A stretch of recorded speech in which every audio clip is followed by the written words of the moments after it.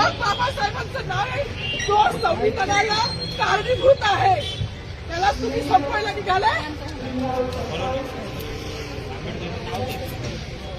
पालकमंत्र्यांची फार मोठी चूक आहे मॅडम, माफी मागणार नाही, पण पालकमंत्र्यांनी उपद्रव घ्यावी.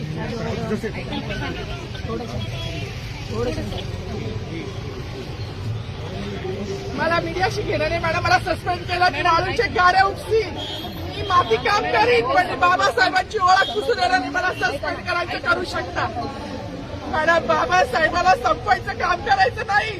26 जानेवारी 15 ऑगस्ट मध्ये मी नाही मानत, पण लोकशाही मॅडम तुम्ही सुद्धा संविधानामुळे आहात, पालकमंत्री सुद्धा पालकमंत्री संविधानामुळे आहे. कोणताही जातीभेद नाही, सगळी समानता दिली आहे. बाबासाहेबांचं नाव आता तरी भाषणात येईल, मग तरी भाषणात येईल.